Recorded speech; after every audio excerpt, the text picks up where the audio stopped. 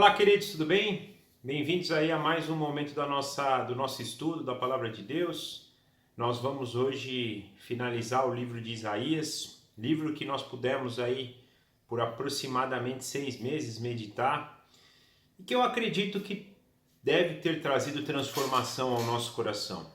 Livro que nos mostrou muito, né? O pecado da raça humana aqui, exemplificado pelo povo daquela época, as tribos do sul, Judá e Benjamim, também pelas tribos do norte, as outras 10 tribos de Israel, pelos povos circunvizinhos, Deus mostrando a idolatria, o pecado, a injustiça e a consequência que isso traria para aqueles que não encontrassem a salvação. Afinal de contas, todos nós, seres humanos, praticamos essas coisas e somos condenados, né, por isso.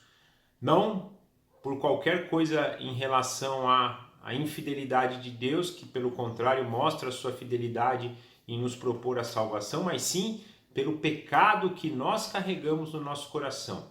A justiça de Deus tendo que ser manifestada diante da injustiça e da infidelidade do próprio ser humano. Mas também uma esperança tremenda na salvação que viria por meio de um Messias que Deus enviaria, Messias que nos é mostrado aqui, tanto em relação à sua obra, quanto em relação ao seu reino vindouro e futuro, as características de como o seu povo restaurado seria. Então essa palavra de esperança também, como também uma palavra de tristeza e desespero, pelo julgamento daqueles que não crerem nesse Messias e tão logo forem condenados e vão ter, né, na verdade, que passar pela justiça de Deus. Então, penso que esse livro nos trouxe, né, eu tenho dito isso, a essência do Evangelho, que é tudo isso, né? O Evangelho, como eu falei a semana passada, ele é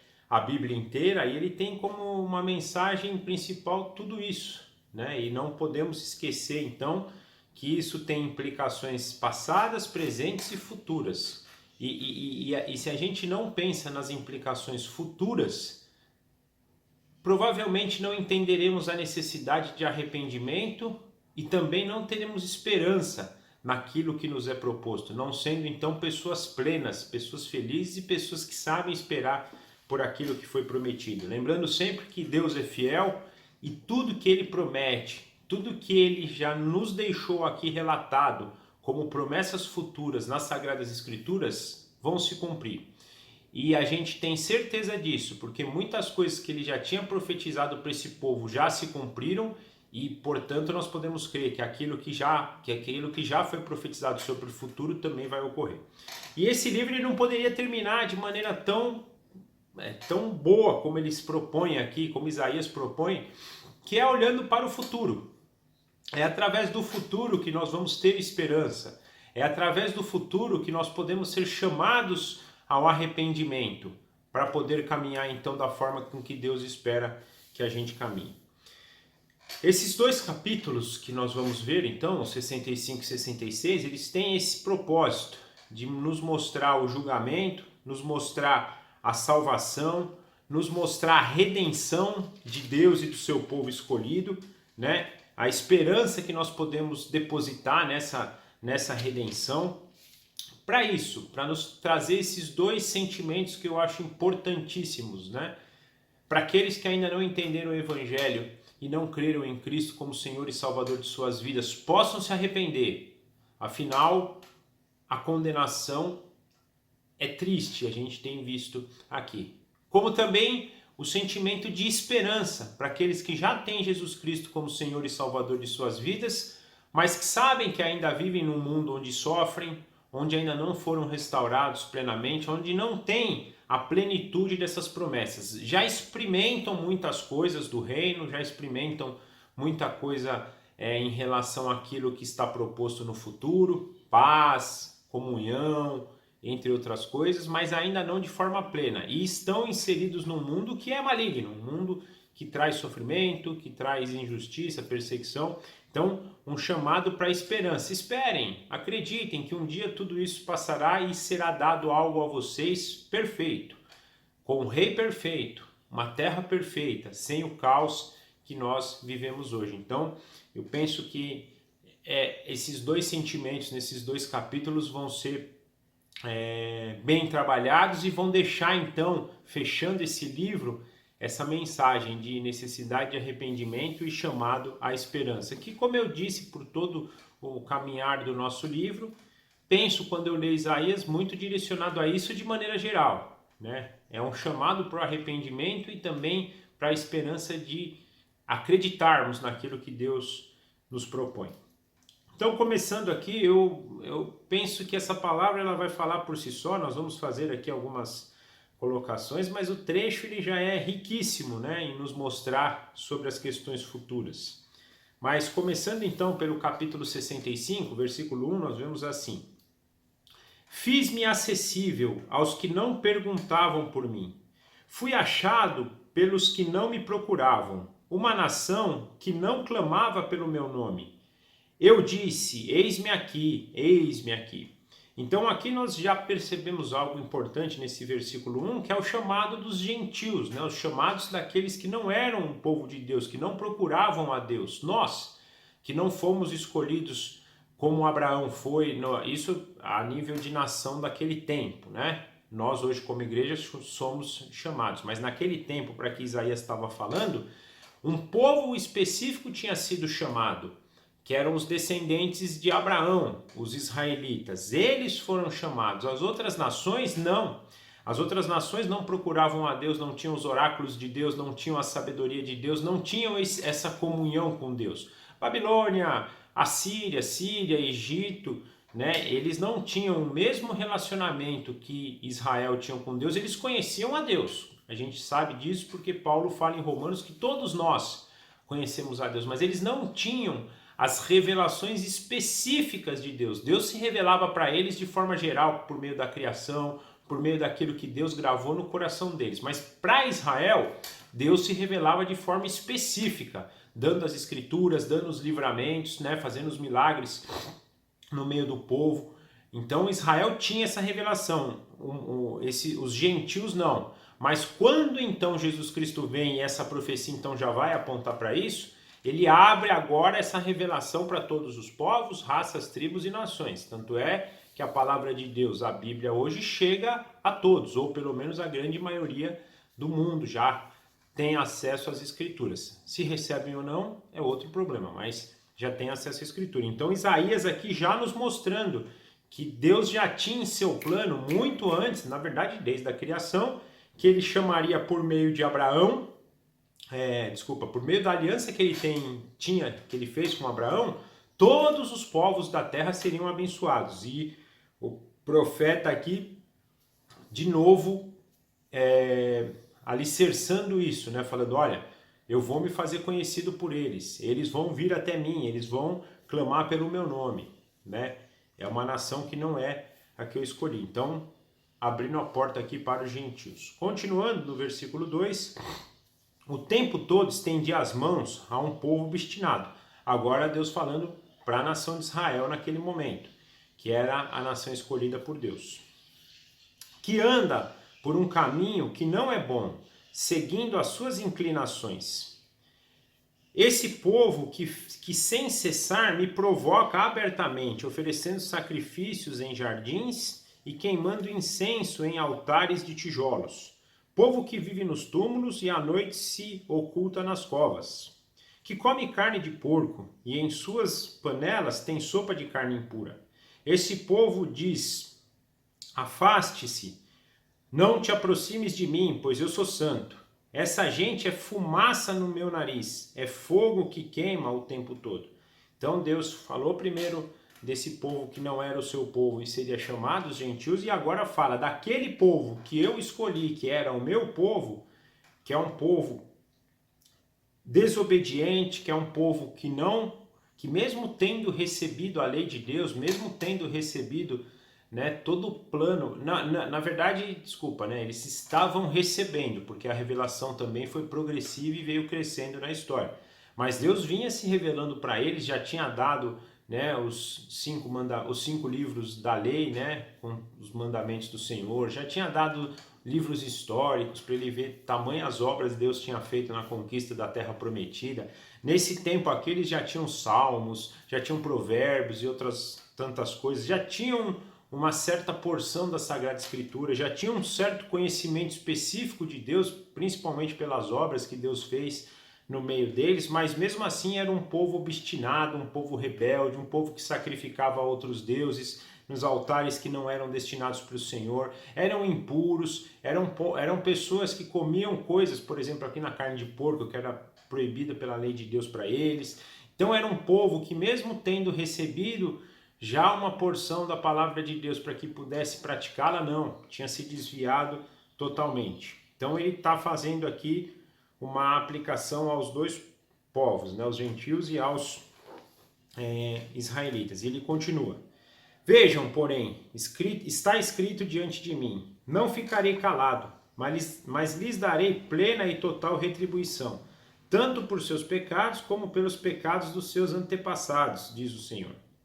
Uma vez que eles queimaram incenso nos montes, que me desafiaram nas colinas, eu os farei pagar pelos seus feitos anteriores. Então, para esse povo aqui, que era desobediente, infiel, injusto, Deus está então trazendo julgamento sobre eles, está trazendo condenação, retribuição do próprio pecado. Lembrando sempre que, penso aqui que a retribuição do próprio pecado, você tem dois aspectos: as consequências presentes e a consequência final, porque o pecado ele traz essas duas consequências. A retribuição, o salário do pecado final é a morte, mas é também toda essa decorrência de vida, que é uma vida de maldição, né, gente? Uma vida de quem não tem paz, de quem não tem realmente a plenitude, a felicidade de ser uma pessoa que vive conforme o seu propósito. O nosso chamado, a nossa criação não foi para andar em pecado, e toda vez que a gente anda em pecado, a gente traz maldição para a nossa vida, e a gente fala de maldições físicas, né? Consequências físicas, por exemplo, financeiras, de saúde, e daí vai, mas também consequências espirituais gravíssimas. Eu acho que mais do que consequências físicas, a pior é você não encontrar paz. Tanto é que a gente percebe hoje o tormento que muitas pessoas vivem, né? A depressão hoje aí é algo bem frequente no nosso mundo, o isolamento, a tristeza profunda, as síndromes que se tem, né? Síndrome do pânico, síndrome do medo e vai. Então, essa consequência, essa maldição espiritual, acho que ela é até mais danosa do que a maldição física. E a retribuição do pecado tem uma porção aqui já, mas tem a porção final que é a morte. Deus falando, vai ser retribuído para vocês, né? No versículo 8, assim diz o Senhor: quando ainda se acha suco num cacho de uvas, os homens dizem, não é bom, o destruam. Quando ainda se acha suco num cacho de uva, os homens dizem, não o destruam, pois ainda há algo bom. Assim farei em favor dos meus servos. Não os destruirei totalmente. Farei surgir descendentes de Jacó e de Judá, quem receba por herança as minhas montanhas. Os meus escolhidos as herdarão, e ali viverão os meus servos. Para o meu povo que me buscou, Saron será um pasto para os rebanhos, e o vale de Acor um lugar de descanso para o gado. Então, mesmo diante de uma nação pecaminosa e que está destinada a julgamento e condenação, existe um remanescente fiel. Essa palavra aqui do versículo 8 ao versículo 10 está indicando que na nação de Israel existia um remanescente fiel que ainda, você vê que coisa interessante, né? Quando ainda se acha suco no cacho da uva, ou seja, ainda tem uma parte ali daquela plantação que pode ser salva. A esperança, né? Não implicando aqui numa condenação total de Israel. A nação inteira tinha se desviado, mas existia um remanescente. Engraçado, Deus fala isso inclusive para as tribos do norte. As tribos do sul, Judá e Benjamim, ainda praticaram um pouquinho mais de justiça. Eles eram muito infiéis, mas ainda tiveram reis bons que tentaram reformar, né, trazer uma reforma religiosa, prática de justiça na nação. Já o povo do norte, não, as 10 tribos do norte, todos os reis foram tenebrosos, foram reis pecaminosos. Mas Deus fala lá para Elias, quando Elias está falando lá com medo, né? Deus fala, fique tranquilo que eu guardei para mim 7.000 fiéis que não dobraram joelhos para Baal. Ou seja, mesmo diante de uma nação pecaminosa, Deus está preservando um remanescente fiel. E penso muito hoje, né, fazendo uma analogia, uma tipologia da igreja, que é o povo de Deus, o povo escolhido hoje, com Israel, é a mesma coisa. Deus tem ali um remanescente que ele está conduzindo em fidelidade, em justiça.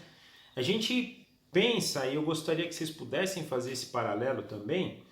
Hoje, eu não sei qual é o número de cristãos no mundo, né, de todas as possibilidades, mas eu penso aí que deve estar na casa dos 3 bilhões, um pouco menos talvez, né? Mas é muita gente, é na casa do bilhão.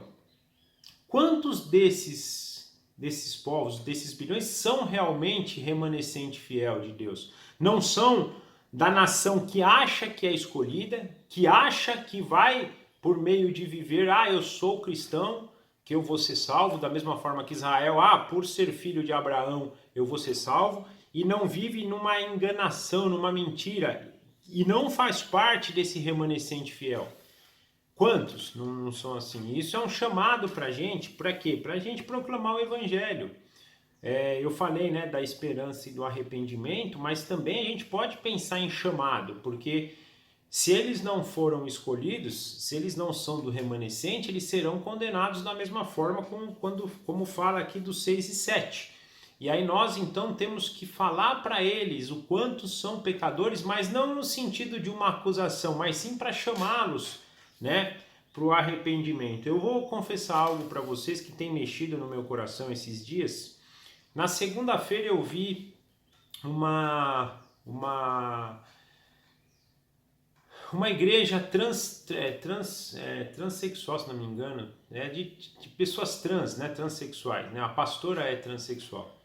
E aquilo, num primeiro momento, né, me causou um certo repúdio, porque infelizmente meu coração ainda é pecaminoso, mas Deus veio trabalhando e falou, cara, calma, olha, lê direito. Aí comecei a ler um pouquinho a respeito, eu ouvi uma pregação dessa pastora. Não dá para concordar com a conduta que eles dizem, que eles imaginam, porque até a pregação, a pastora dizia assim, né? Deus nos aceitou do jeito que a gente é. Jesus, se tivesse aqui hoje, andaria conosco, né? Ela esqueceu algo importante. Jesus, quando veio, ele realmente andou com publicano, andou com prostitutas, andou com ladrões. Só que Jesus, quando chegava na vida dessas pessoas, ele transformava a vida dessas pessoas. Ou seja, não era Jesus se adaptando à vida das pessoas, eram as pessoas adaptando sua vida para Jesus. Então, por exemplo, não dá para eu falar que Deus vai concordar que essas pessoas fiquem no pecado, né, que eles vivem. E aí, quando eu falo de pecado, não é só na questão homossexual, na questão bissexual, transexual, é na questão de adultério também. Um homem que é homem e uma mulher que é mulher e vivem, né, uma relação heterossexual, mas que não é parametrizada pela lei de Deus, que é o casamento, que é dentro, ou um namorado e uma namorada que ainda não casaram e têm relação sexual, eles também estão cometendo uma impureza sexual. Então a impureza, Deus não concorda com isso. Deus recebe essas pessoas e nós devemos receber todos eles. Porém, o Evangelho ele é o poder de Deus para a salvação e para a transformação da nossa vida. Então não dá para eles quererem, por exemplo, nós todos, né, querermos que Deus se adapte à nossa vida. Não, somos nós que somos transformados pelo Evangelho, tá? Por que eu citei esse exemplo, né? Que é exatamente a gente tomar cuidado de não julgar, de falar para eles do Evangelho. Agora, por um outro lado, eu penso assim, né? No caso dessa pastora, se não há ninguém que vá lá, eu estou trabalhando meu coração para um dia ter coragem de ir lá. Para falar do Evangelho, mas não como julgamento, não como apontar um dedo, mas falar do amor de Cristo, um amor que transforma, né? Todos nós somos transformados todos os dias porque todos nós brigamos com o pecado todos os dias.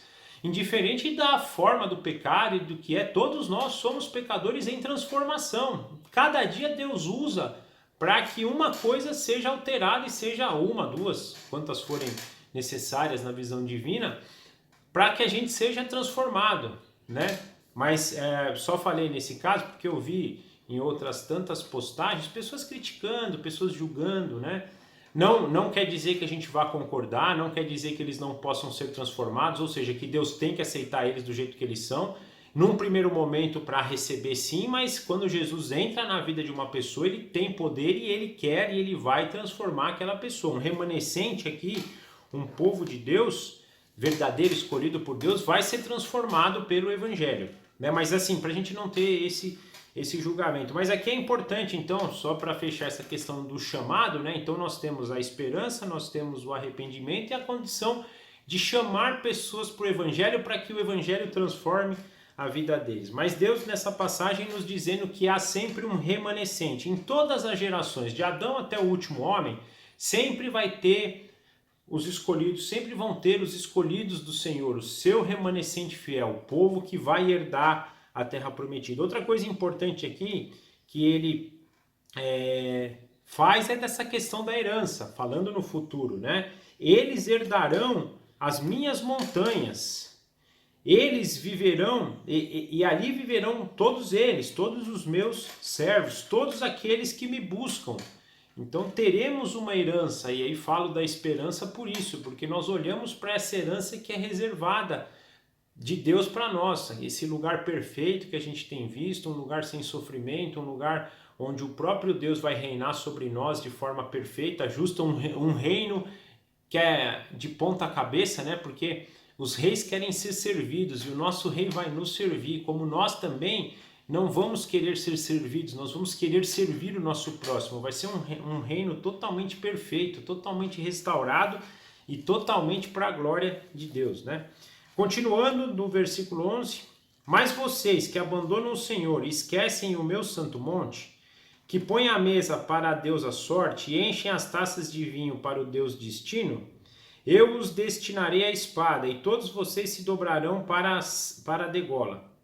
Pois eu os chamei e vocês nem responderam, falei e não me deram ouvidos. Vocês fizeram o mal diante de mim e escolheram o que me desagrada. Então aqui vem a palavra de condenação para aqueles que não receberam o chamado de Deus. Deus chama eles, mas eles mesmo assim preferem seguir os seus caminhos. E ele fala uma coisa aqui que a gente vê demais hoje no na nossa vida, né?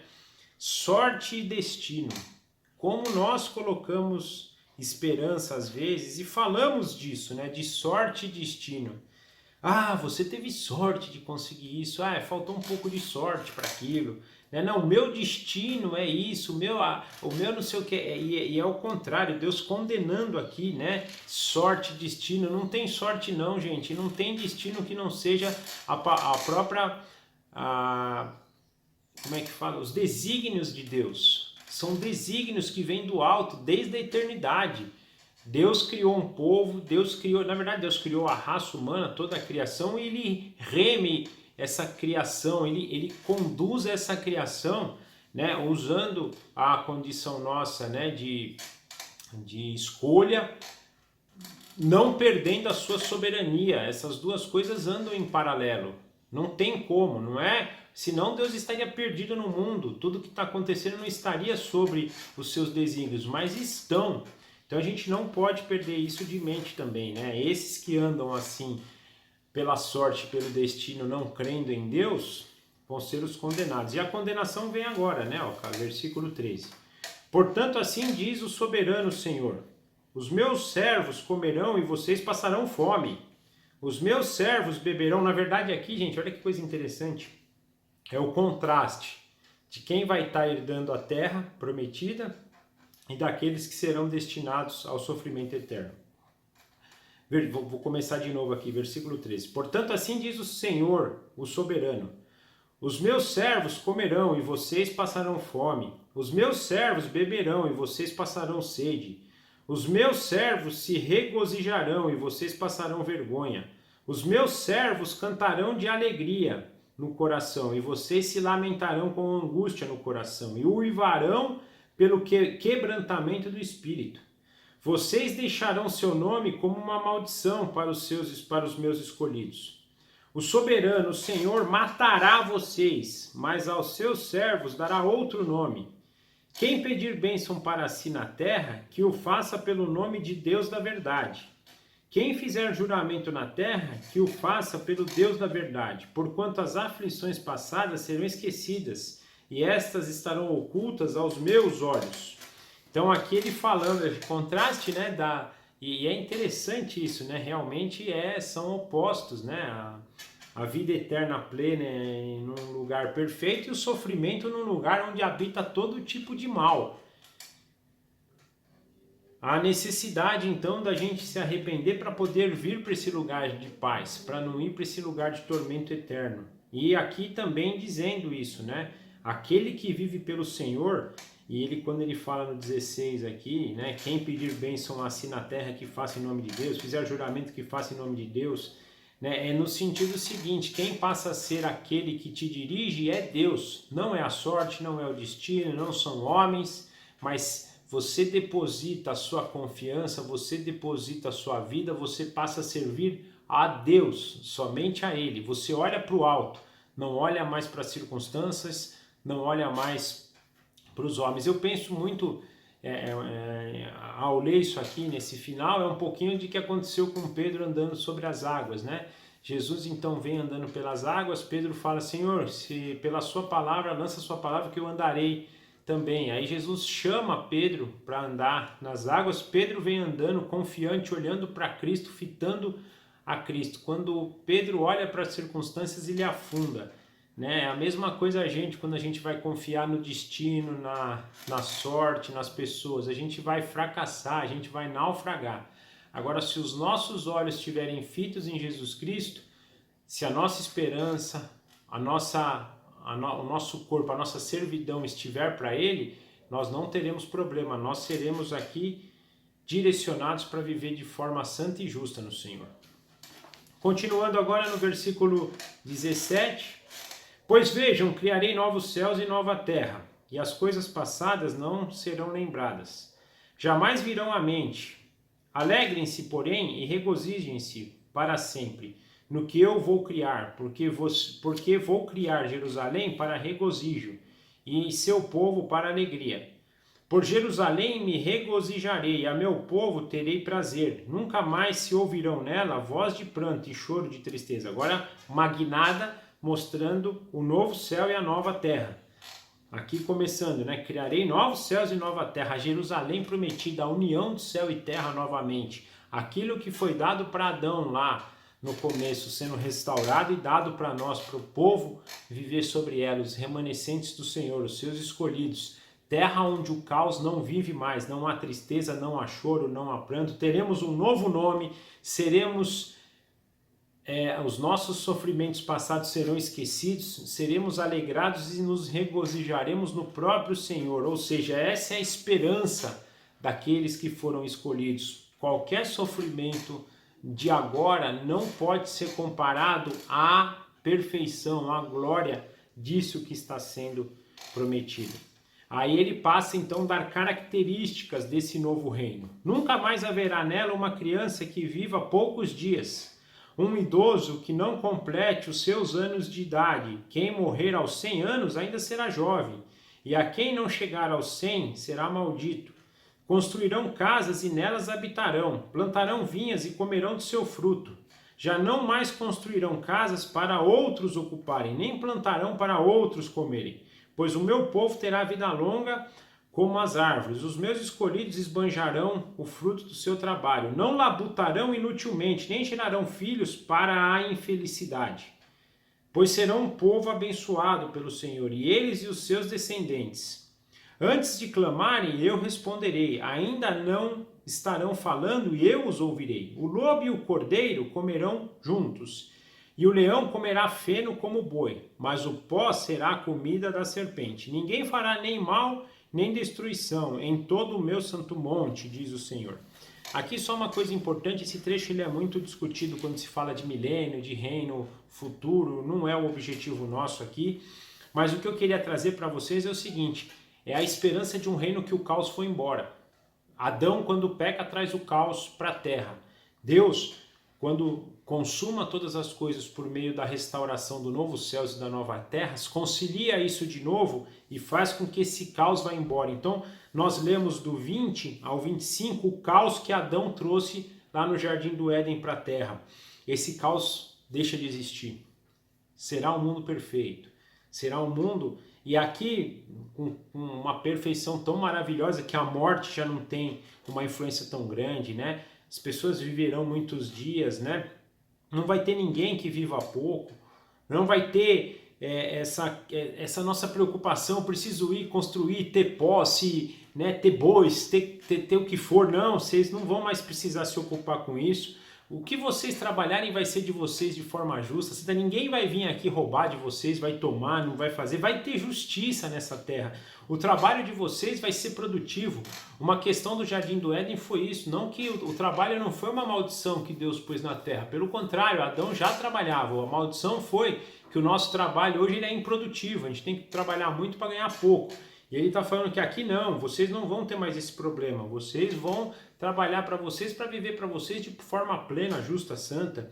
A restauração da natureza, gente, né? Lobo e cordeiro comendo juntos, leão comendo, sendo vegetariano, entre aspas, né? Que nem o boi, né? Essa restauração plena, a serpente sendo aqui, né? A serpente, quando eu estou olhando aqui, é em relação a Satanás. E Satanás, ó, fora, sem poder nenhum. Só comendo do pó da terra, não tendo mais influência sobre os povos. Esse é o reino que nos está prometido. Essa é a restauração que Deus nos garante desde lá do capítulo 3 de Gênesis, o dia que o descendente esmagaria a cabeça da serpente, para restaurar todas as coisas que um dia foi tirada pela infidelidade, pela desobediência da raça humana, mas que na obediência, na fidelidade e no amor de Deus, na pessoa de Jesus Cristo, nos é devolvida. Nessa perfeição, nessa intensidade, creamos nisso. E ele queria que os que lessem que essa carta crescem nisso, para ter a salvação e ter a vida eterna e fugir da condenação que nós lemos anteriormente. Então até aqui nós lemos o capítulo 65 e agora finalizando o capítulo 66. Assim diz o Senhor, versículo 1. O céu é o meu trono e a terra o estrado de meus pés. Que espécie de casa vocês me edificarão? E é este o meu lugar de descanso? Não foram as minhas mãos que fizeram todas as coisas e por isso vieram a existir? Pergunta ao Senhor. A este eu estimo, ao humilde e contrito de espírito, que treme diante da minha palavra. Mas aquele que sacrifica um boi é como quem mata um homem. Aquele que sacrifica um cordeiro é como quem quebra o pescoço de um cachorro. Aquele que faz oferta de cereal é como quem apresenta um sangue de porco. E aquele que queima incenso memorial é quem adora um ídolo. Eles escolheram os seus caminhos e as suas almas têm prazer em suas práticas detestáveis. Por isso também escolherei um duro tratamento para eles e trarei sobre eles o que eles temem. Pois eu clamei e ninguém me respondeu, falei e ninguém me deu ouvidos. Fizeram mal diante de mim e escolheram o que me desagrada. Gente, isso aqui, essa passagem aqui, ela é tremenda. Ela é tremenda por quê? Ela está falando dos religiosos, né? Quando ele fala aqui, ele chama, eu não quero uma pessoa religiosa. Veja, religioso não tem a ver com santo, mas religioso é aquele que não é humilde e contrito de espírito, que treme diante da palavra de Deus. É o sermão do monte. Não olhem para o que é feito por fora, olhem no interior. Tenham a santidade no interior de vocês. Não venham aqui me oferecer sacrifícios que são só para cumprir tabela. sacrifícios de Caim, não sacrifícios de Abel. Eu quero sacrifícios de Abel, de um coração contrito, humilde, um coração que sabe que é pecador e precisa da salvação por meio do Cordeiro de Deus. Não aquele que, eu dou tanto de dízimo, olha, eu mato 1000 carneiros por dia, mas no teu coração nutre ódio, nutre injustiça, né?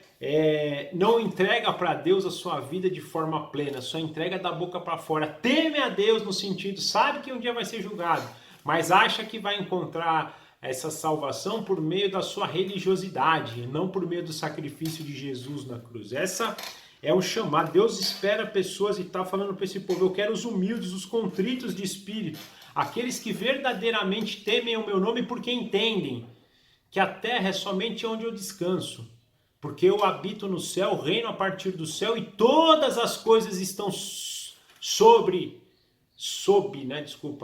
a minha palavra, sobre o meu reinado. Eu criei todas essas coisas. Então aqueles que entendem isso são os verdadeiros escolhidos, formam um remanescente fiel, não aqueles que impuramente, ele fala aqui dos sacrifícios, mas que são sacrifícios impuros. Vocês fazem sacrifícios, mas são impuros.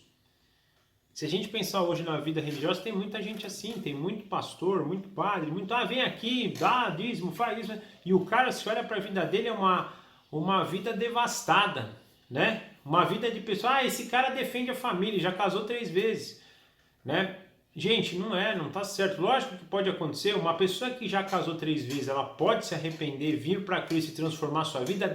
Pode, Deus chama esses também, mas não é aquele que continua vivendo, aí vai pro 4º, vai pro 5º, vai pro 6º, vai pro 10º, vai casando, né? Então, é a mesma coisa que a gente falou lá atrás. Deus espera, quando entra em nossa vida, Deus na verdade espera não, Deus traz para a nossa vida transformação. Aquele velho homem morre e a gente se veste agora de uma nova roupa, que é a roupa do Evangelho, que é o Espírito Santo agora nos guiando para fazer o que é certo, para fazer o que é justo, para fazer o que é santo. Lógico que é uma caminhada, a gente não vai se livrar dessas coisas de uma hora para outra, mas dia após dia Deus vai de glória em glória fazendo essa transformação na nossa vida e nos trazendo para uma nova realidade mais próxima de Cristo, e mais longe do nosso velho homem. Essa é a nossa caminhada hoje, se afastar do velho homem e chegar agora para parecer com Cristo. Essa é a coisa. Então, tomemos cuidado com isso, com os possíveis sacrifícios imundos que temos feito em prol de uma religiosidade falsa, em vez de ter um coração contrito, humilde, um espírito manso, um espírito que busca a mansidão, que busca viver então agora para a glória de Deus, né? Isso tudo desagrada a Deus e é o que ele termina falando, né? Versículo 5: ouçam a palavra do Senhor, vocês que tremem diante da sua palavra. Seus irmãos que os odeiam e os excluem por causa do meu nome disseram: que o Senhor seja glorioso, para que vejamos a alegria de vocês. Mas eles é que passarão vergonha. Ouçam o estrondo que vem da cidade, o som que vem do templo. É o Senhor que está dando a devida retribuição aos seus inimigos. Só uma coisa rápida, gente. Eu falei para vocês que eu estou vendo uma série, né, de Maria Madalena. É impressionante você ver os fariseus e os saduceus. É isso aqui, ó. Né? Ontem eu vi, inclusive, a parte que Jesus purifica o templo, né? E os caras, a cena foi fantástica, né? Jesus, então, tirando os cambistas de lá, expulsando, e os caras todos cheios da verdade. Você tá jogando fora os sacrifícios que a gente vai dar para Deus. Essa ovelhinha ia ser mata. Esses caras, vocês estão loucos, isso aí não é sacrifício, isso aí é maldição que vocês estão entregando para Deus. Você acha que Deus se agrada disso? Vocês estão usurpando aqui os pobres e humildes de coração para que eles deem esse sacrifício que é impuro. Isso aqui, ó, é sacrifício de quem mata homem. É impressionante. E realmente, né, a classe ali daquela época, né, os fariseus e os saduceus, como é esse contraste deles com Jesus, é uma coisa maluca, e retrata isso aqui, ó, né? E eles, na verdade, é engraçado que eles falando com Jesus, Você olha assim, impressionante. Eles se colocando numa posição, você é um qualquer. Eu sou o representante de Deus aqui na Terra. Eu falo em nome dele, eu sou salvo e você não. Né? Aliás, ontem, só um parênteses rápido, fugindo aqui um pouco do texto, estava nesse contraste, os saduceus são pessoas que não criam na ressurreição. E está chegando nesse final, e Jesus começa a trabalhar, né, nesse conceito da ressurreição, e passa ali a ressurreição de Lázaro, e eles numa crise total, né, pela ressurreição de Lázaro, porque contrariava tudo que eles criam, né. E mostra exatamente isso, pessoas religiosas, mas que não têm entendimento de nada, que se dizem representantes de Deus, se dizem filhos, mas não são. São destinados a esse sofrimento eterno. Eles serão destruídos, eles receberão a retribuição. Gente, eu fico imaginando Anás e Caifás, que entregaram Cristo.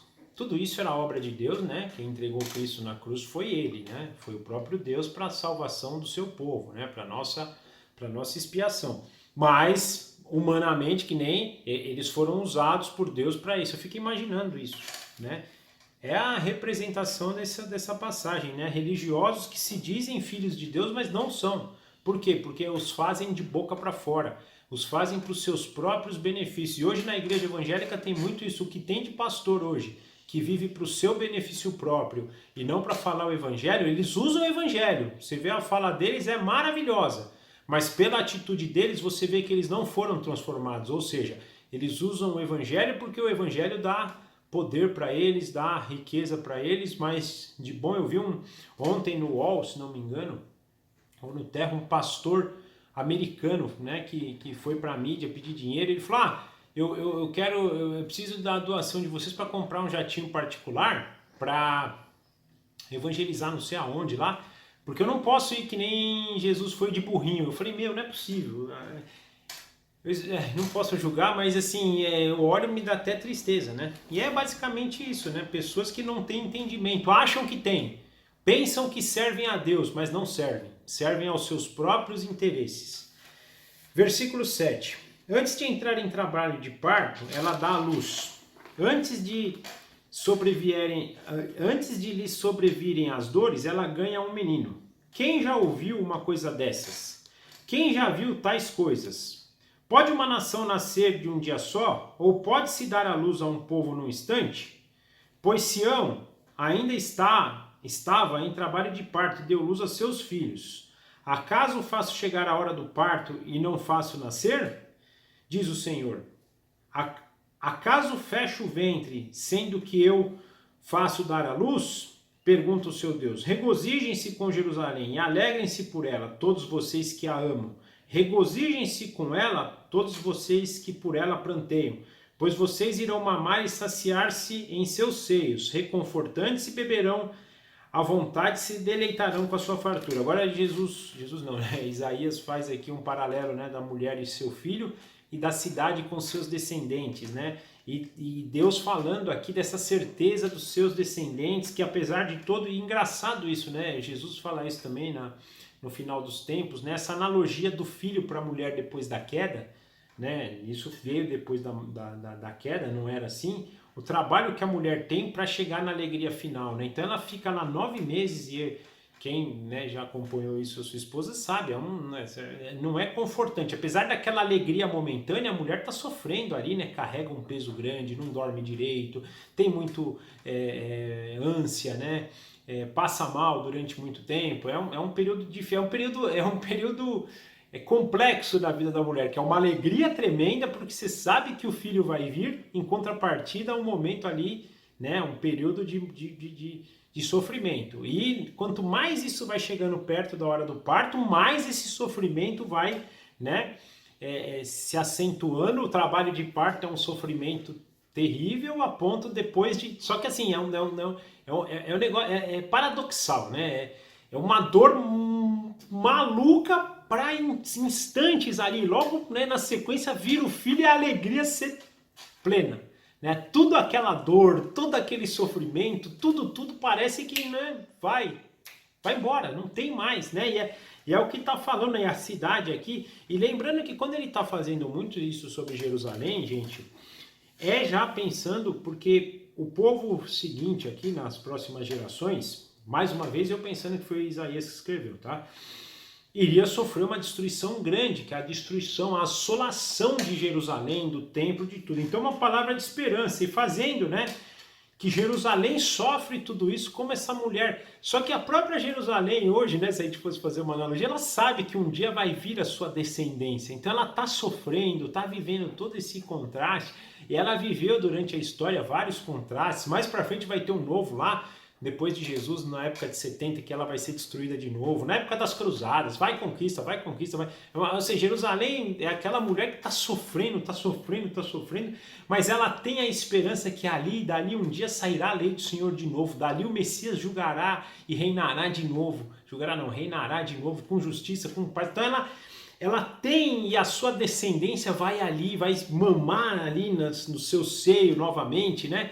Ela tá nesse sofrimento e no final dos tempos vai ter uma dor de parto maior ainda, mas para uma esperança, para uma descendência que te está reservada, que virão até ela, que regozijarão sobre ela, que se mamarão nos seus seios. É essa dinâmica, né, da vida de uma mãe esperando seu filho, e com essa esperança, né, a mãe então lá no período da gravidez até a consumação, né, ela tem, só que aqui Deus dando esse ânimo, eu vou fazer nascer, vai nascer, né?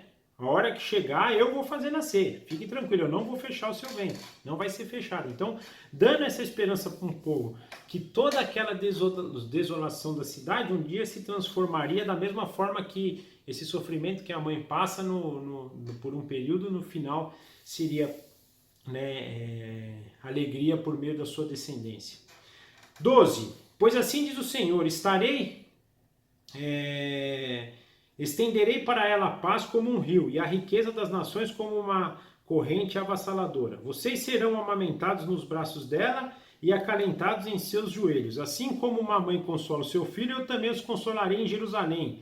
Vocês serão consolados. Quando vocês virem isso, e o seu coração se regozijará, e vocês florescerão como a relva, a mão do Senhor estará com os seus servos. Mas a sua ira será contra os seus adversários. Vejam, o Senhor num fogo, e os seus carros são como turbilhão. Transformará em fúria a sua ira, e em labaredas de fogo a sua repreensão. Pois com fogo e com espada o Senhor executará julgamentos sobre todos os homens, e muitos serão mortos pela mão do Senhor. E aqui ele termina então essa passagem, né, mais uma palavra dele, dizendo isso, né, sobre... É engraçado como um filho também, depois que nasce, ele procura sua mãe todo o tempo com segurança, e a mãe cuida, né? Uma mãe cuidando de um filho é a coisa mais linda, é essa dependência do filho da mãe, e Deus vai ser pra gente, né? Ele vai ser a nossa consolação, o nosso cuidado, nós dependeremos de Deus, assim como um filho recém-nascido depende da sua mãe. Jerusalém vai ser o ponto disso, né? Ele fala de toda essa esperança, mas contrasta isso com aquela tristeza, né, daqueles que serão mortos pela mão do Senhor. Então, do mesmo jeito que uns vão ser descendência, outros vão ser destinados à morte. Uns vão ser cuidados, outros vão ser destruídos. Mostrando esse contraste dos dois resultados finais, para nos chamar a atenção. E por fim, para a gente finalizar então, versículo 17. Os que se consagram para entrar nos jardins, indo atrás do sacerdote que está no meio, comem carne de porco, ratos e outras coisas repugnantes. Todos eles perecerão, declara o Senhor. E por causa dos seus atos e das suas conspirações, virei a juntar todas as nações e línguas, e elas virão e verão a minha glória. Estabelecerei um sinal entre elas, e enviarei alguns dos sobreviventes às nações. A Tarsis, aos líbios e aos lídios, famosos flecheiros a Tubal, a Grécia e as ilhas distantes que não ouviram falar de mim e não mais viram a minha glória. Eles proclamarão a minha glória entre as nações. Também dentre todas as nações trarão os irmãos de vocês para o meu santo monte em Jerusalém, como oferta do Senhor. Virão a cavalo em carros e carroças e montados em mulas e camelos, diz o Senhor. Farão como fazem os israelitas quando apresentam as suas ofertas de cereal, trazendo-as em vasos cerimonialmente puros. Também escolherei alguns deles para serem sacerdotes e levitas, diz o Senhor. Aqui ele está falando basicamente da obra missionária. Então, ainda naquele final dos tempos, Deus vai ajuntar um povo que vai falar da sua palavra para todos os outros povos, raças, tribos e nações, trazendo então essa mensagem para que cause neles o arrependimento e por meio do arrependimento eles possam então também voltar, se reconciliar com Deus e fazer parte desse povo aqui, né? Chamado missionário, isso é maravilhoso. Inclusive ele fala aqui que eu escolherei levitas e sacerdotes, né? Deus levantando homens, né? Penso que hoje são os pastores, os missionários, aqueles que se dedicam à obra plena do Senhor, para que o seu nome possa ser proclamado entre as nações e a salvação possa ser também disponibilizada por eles. E por fim, do 22 ao 24, assim como os novos céus e a nova terra que vou criar serão duradouros diante de mim, declara o Senhor, assim serão duradouros os descendentes de vocês e o seu nome. De uma lua nova a outra, de um sábado a outro, toda a humanidade virá e se inclinará diante de mim, diz o Senhor. Sairão e os verão os cadáveres dos que se rebelaram contra mim. O verme destes não comerá, e o seu fogo não se apagará, e causarão repugnância a toda a humanidade. Aqui também mostrando então esse contraste. Eu não vou entrar, aqui também tem a ver alguma coisa com o milênio, mas não é o momento agora. O mais importante é a gente entender mais uma vez esse contraste, né? Que você pode ser daqueles que pode estar andando no meio do povo de Deus, ou desses que vão estar aqui perecendo ao tempo, né? Aqueles que são salvos ou aqueles que são condenados. E aí assim a gente fecha o livro. Eu penso que não poderia fechar de forma mais brilhante que essa, então trazendo essas aplicações futuras, de forma que a gente vê hoje aqui, né, o chamado dos gentios, o envio de missionários para outros povos, raças, tribos e nações, a glória dessa nova terra e novos céus que Deus está prometendo, da nova Jerusalém, daquele lugar que ele vai reinar com justiça, perfeição, onde o caos não vai ter mais o seu poder sobre nós, onde Satanás vai rastejar no pó da terra sem qualquer poder, e teremos um lugar santo, versus aquele julgamento. Então, nada melhor do que a gente terminar com essas duas palavras, gente. Necessidade de arrependimento e esperança. Necessidade de arrependimento para aqueles que ainda não creram em Jesus Cristo como Senhor e Salvador da vida deles. Para vocês que ainda não creram, que vocês possam crer verdadeiramente sobre isso, porque senão tudo que a gente viu aqui de condenação, de maldição, é destinado para você que não crê. Agora, para nós que cremos, que temos a esperança e que vivemos, devemos nos alicerçar sobre isso. Essa esperança deve ser motivo de tirar os nossos olhos das circunstâncias presentes e jogar os nossos olhos para aquilo que está reservado para a gente. Nós temos que viver aqui ainda, nós devemos, trabalhar, pagar nossas contas, ter coisas necessárias para o nosso sustento, para a nossa vida, mas essas coisas não podem roubar de nós essa esperança futura, olhar para essas coisas que estão destinadas para nós, para essa nova cidade que vai ser plena, justa, que vai ter um rei reinando sobre ela perfeito, amoroso, Deus reinando sobre o seu povo. Nós temos que olhar para isso, nós temos que desejar isso, nós temos que proclamar isso, para que as pessoas que ainda não conhecem esse reino, essa promessa futura, essa herança que Deus está nos reservando, possam conhecer e possam também viver por isso agora. Então que isso possa, transformar o nosso coração também, dia após dia. Lembrando que para a gente que vai viver neste reino, esse reino ele tem uma justiça, essa justiça já é revelada para a gente através da Bíblia, principalmente quando a gente pensa a nível de coração. Se a gente lê o Sermão do Monte, mesmo os 10 mandamentos, quando a gente pratica de coração, quando Jesus fala, ame a Deus acima de todas as coisas e ama seu próximo, porque assim você vai cumprir toda a lei. Essa é a justiça do reino que pode já ser aplicada e aprendida por nós aqui, para que a gente, no dia que chegue diante de Cristo, possamos estar o mais preparados possíveis para isso. Então, que a gente possa ter isso também.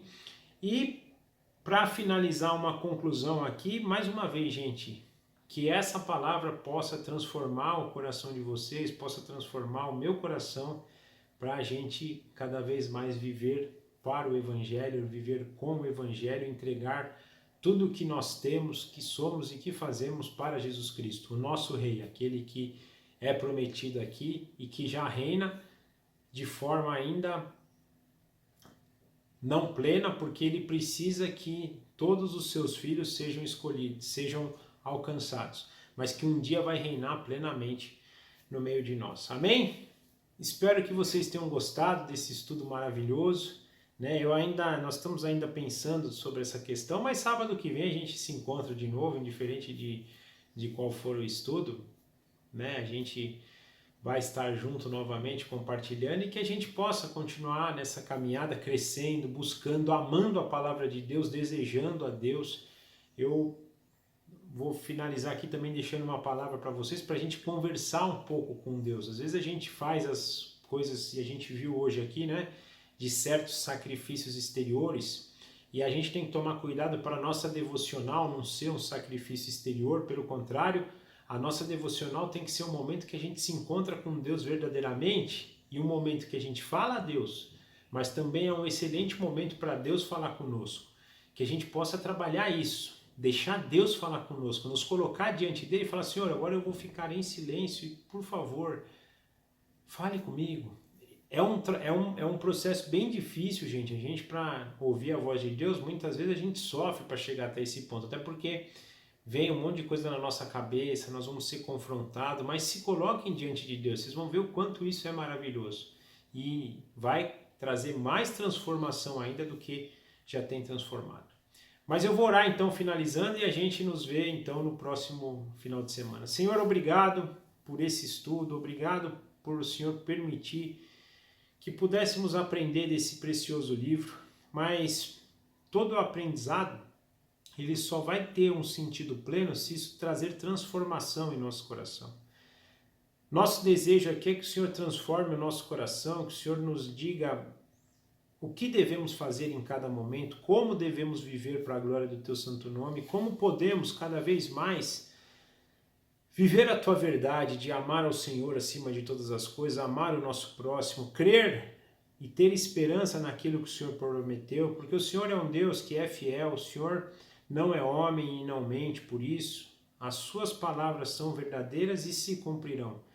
Que isso tudo possa então trazer essa transformação no nosso coração e a gente possa cada vez mais buscar ao Senhor, nos relacionar com o Senhor, viver para a glória do Teu santo nome, que o nosso Senhor Jesus Cristo, né, seja cada vez mais próximo e a gente pareça mais com o nosso Senhor Jesus, que o Seu Santo Espírito nos encha cada vez mais para nos capacitar por essa caminhada e a gente possa cada vez mais então progredir.